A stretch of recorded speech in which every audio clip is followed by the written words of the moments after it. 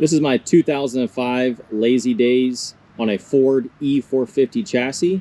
The engine is a 6.0 diesel. Again, it's a 2005, and the floor plan is a 26.5 mid-bath. So it's just under 27 feet total, bumper to bumper. It's 10 foot 4 inches tall. The solar panels did not add any height. In fact, it is the same height as it was prior because the roof air conditioner is no longer up there.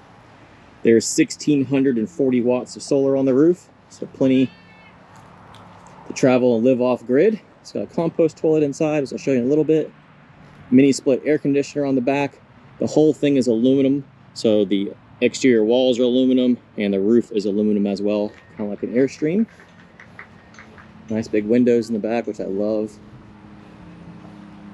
And here is the driver's side. You can see the main storage is right here, these two, on both the passenger and driver's side. Tanks are there to dump them. Up front, this is a storage compartment, but this is where the lithium batteries live. Right now it currently has 412 amp hours at 24 volt. For you 12 volt people out there, that's 824 amp hours. So over 800 amp hours of lithium batteries, which is really, really nice. The driver's side of the RV's paint is in much better shape than the passenger side. It's kind of hard to tell, but it's a little sun faded over here. It is a 2005. The white is in nice condition. It's just the grays are a little bit faded, but the inside is awesome. Let's go take a look in there. You walk right in, kitchen's ahead of you, the dinette's right to your right. You can see the door that we come in there. We'll step up, and there is a spice cabinet right here. Now this window has a little bit of fog in it still. It's honestly because I always keep the shade down, so I never replaced it. And this window here has a little bit of fog in it, if you can see it. Again, I hadn't had that one replaced, but this window has been defogged, super nice and clear, and the rear 3 windows have all been defogged as well. So they are dual pane windows, and they're nice and crystal clear. Makes for some beautiful views when you pull up somewhere and you're camping. While we're back here, we'll go ahead and start at the rear of the RV. On the passenger side, this is a little bit longer than the driver's side, not much, but this flips down into a futon. It's basically like a queen, or a twin, I guess, when it flips out. This over here flips out into another twin, and it actually slides over into this one, so it makes one big giant king bed if you want, or 2 separate twins, however you prefer to use it.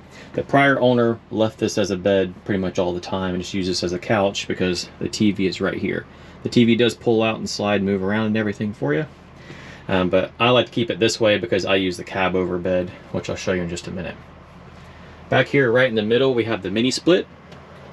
It is on, and that's as loud as it really gets unless you have it on turbo mode.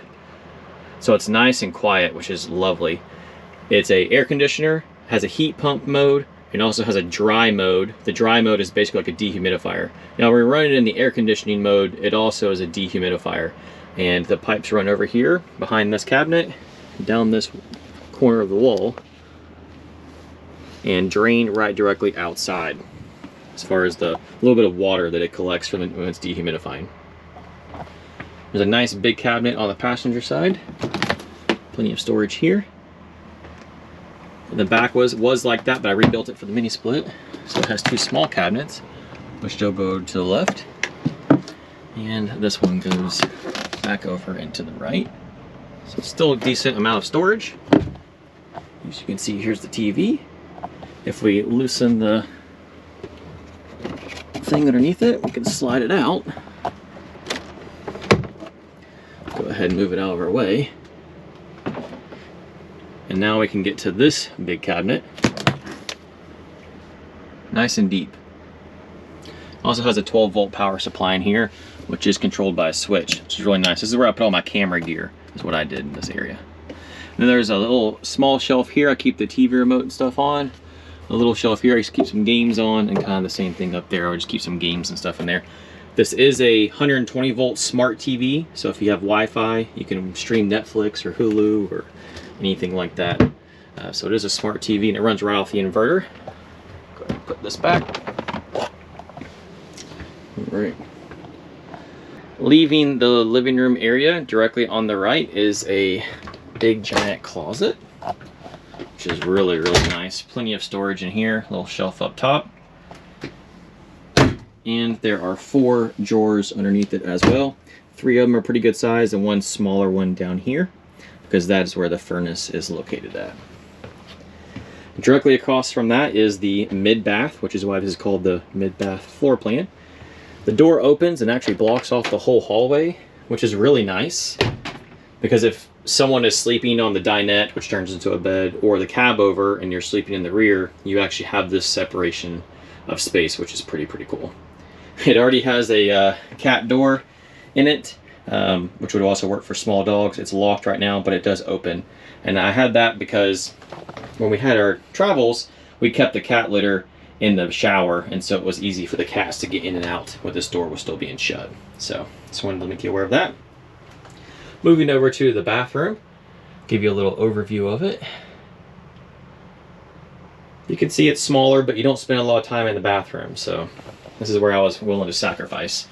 So in the actual shower itself, it has a skylight, which is nice because the shower is raised, and so there's still plenty of head height in here. For reference, I'm 5'10", and if I'm not mistaken, this is, I think, around 6'8" or so. It's pretty tall in here. The rest of the roof, or the ceiling height for the whole coach, is 6'6". So again, I'm 5'10", so decent amount of space up there. All right, there's a window behind this, which, you know, nice to open it if you need to vent it out. There is a nice vent fan in here. This is a in-out manual open, so it does go in and out with the airflow, and it has 3 settings, and it's a manual open. This is a C-head compost toilet. Very easy to use. You simply move this out of the way. This is the flap. You sit down. The solids go in the rear. Don't worry, that's just cocoa core back there. And the urine goes up in the front. It gets diverted directly into the black and gray tanks, which have already been plumbed together. The black tank was 28 gallons, the gray tank is 35 gallons, so now they're plumbed together. It gives you 63 gallons of gray water, which is really, really cool. It's got 50 gallons of fresh, if I'm not mistaken. So, or not, 58 gallons of fresh water, so nice big fresh tank. And this is the little laundry basket. It's gonna leave this here because it fits over there perfectly. Just got it at IKEA. I'm going to leave that for the owner. As far as the compost toilet goes, people are kind of concerned about this. It's not that hard. Your urine automatically goes in the front and the solids go in the rear. The solids last about 2 weeks. After if it's just liquids, I usually spray a little spray in here just to kind of keep this clean in the front. When you're not using it, it has a little cover for it. When it's time, or after you're done using it, if you're doing some solids, then you grab the little agitator key. It fits down in here. You just spin it around to stir it up, and you take this back out. Lasts me normally about 10 to 14 days with 2 people living off of it. To change it, you simply lift the whole thing up. The whole bucket comes out. You dump the bucket in the trash can, throw the whole thing away just like you would a diaper.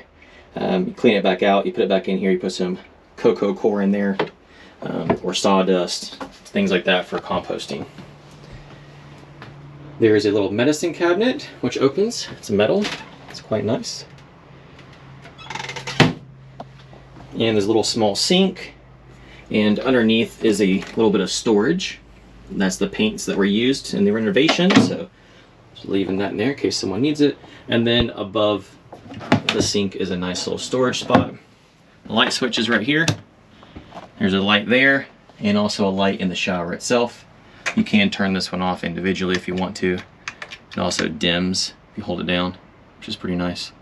So if you want like a night light in here, you can go that way as well. You just hold it down to change the dim setting. But both of them are controlled off of the switch. And of course there's some 110 in here for hair dryers and things like that. That's it for the bathroom.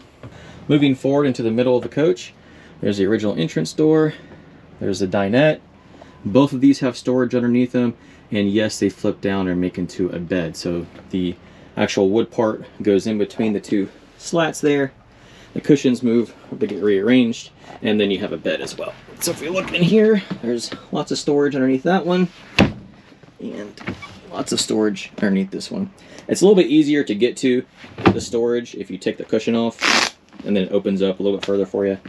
But this does also turn into a little bed area. And the table is just simply on a pole and can be moved. Or removed, I should say. Above the dinette is what we used to use as the pantry. It's just a big giant storage overhead. Nice and deep. Plenty of space up here. All right. Oh, almost forgot some of these vents, so let me just go over those real quick. Right here in the middle is just a regular little one. I actually put in a fan on this one, just so that it would be like a little kitchen exhaust, you know, if you're doing some cooking. But it's not, you know, I just put it there for that. There's another one here that's just a screen, and then of course in the very back is a fantastic fan, which is remote controlled. So there's 1, 2, 3 would be in the bathroom, 4 vent fans. This is where the original air conditioner was, the rooftop air conditioner. And then above the cab over bed is an escape hatch, which is like 15 by 22. It opens up and has a bug screen on it, which is nice because you can turn on the vent fan in the back and have nice cool fresh air over top of you if you're sleeping up here. This is a queen up here. And there's also storage in here, which is pretty cool. It's a little shallow, but it's nice for little nighttime things.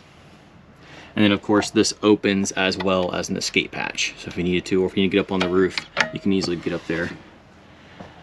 There are some windows at the foot and the head of the bed as well, but I pretty much always keep the curtain shut on that. And there's 2 little reading lamps up there. This is a 4.5 inch, or this is a 5-inch mattress, and it's a queen size. So pretty good sized bed for a cab over especially. We have the driving area up here with the driver and passenger captain's chairs. Nice big, plenty of storage up here, cup holders. Has just under 60,000 miles, literally like 59,999.7 miles on it right now. And I also have a gauge reader over there. That's an SCT tuner. So it does have custom tuning with some transmission tunes, is mainly what I use it for. And it also has all the gauges so I can monitor my transmission temp, my exhaust temp, my coolant, my radiator, my boost, and those things on the diesel. And of course this is the dog house, which gives you access to the engine from the inside as well as from the outside. And there is a little curtain. This is actually the original curtain, which comes back around and closes off. I always use this little outside one, which really helps keep the heat and stuff out, but there is a little small one in here as well, so if you're just pulling over for lunch, it just slides back around to give you some privacy.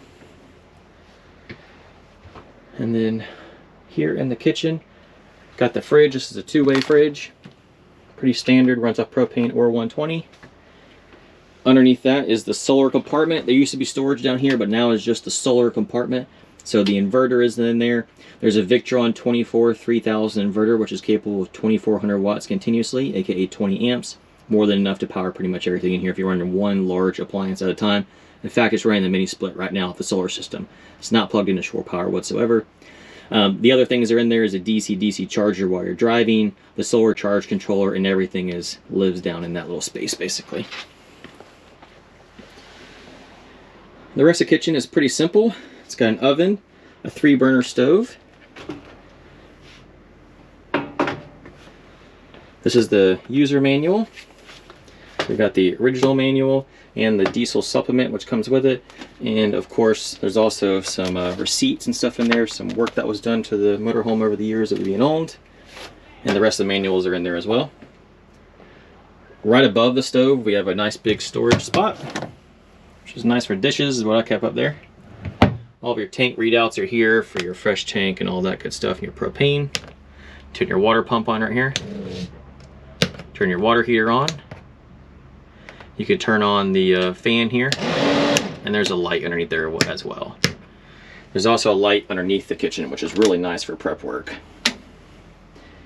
I put a little K-cup holder in for coffee. It's easily removable, and a paper towel holder. Typically keep this dish rack in here. It's just nice and easy to use. Of course you can change that out if you like. And this is a sprayer nozzle, so it comes right off and moves around.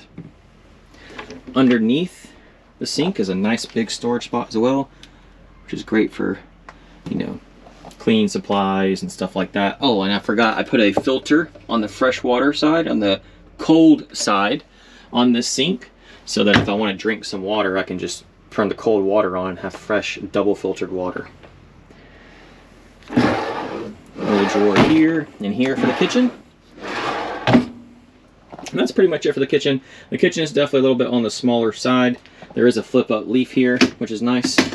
So when you're doing some prep work, you can use that. You can use the top of the stove, and then once you get cooking, you know, you can also lay something over this. The prior owner had something over the sink, if I'm not mistaken, but I really didn't find necessary. I mainly just use this most of the time, and then just put it down when I'm not using it, so it gives a little bit easier walk-through space. I think that's pretty much it. The mini split remote is right here, so you can turn this on and off, or control the temperature right here. I have it turned down pretty low so it would turn on for you. You can see that it's pulling about 400 watts right now. The solar's putting out plenty to keep up with it and keeping the battery idle because the battery is at 100%. And then our DC system, like our lights and stuff, is right here. So everything can be controlled right here. You can turn the inverter on and off. And you can also set your shore power limit. So you can move this over, change this. So if you're plugged into, you know, 30 amp or something like that, you can always change it. It is a 30 amp coach. All right. And of course you can monitor everything through this system as well. It also has a Bluetooth capability, so you can monitor everything from your phone via a free app, including your battery percentage. And you can even log in, turn your Wi-Fi, or turn your inverter on and off, and monitor your system via Wi-Fi. So you can literally not be in the coach. As long as you have Wi-Fi inside the RV itself, you can control this from anywhere, which is really, really cool. And here's the remote for the fantastic fan at the back. Oh, almost forgot, there's a microwave right there. I think that's pretty much it. That's one thing I can really think about this thing. It is, it's been amazing. It's been a great RV. Only reason I'm getting rid of it is to downsize, to go smaller, since it's just me now mainly, so I can get further off grid. So if you have any other questions, you know, please feel free to reach out. And yep, hope you enjoyed this look.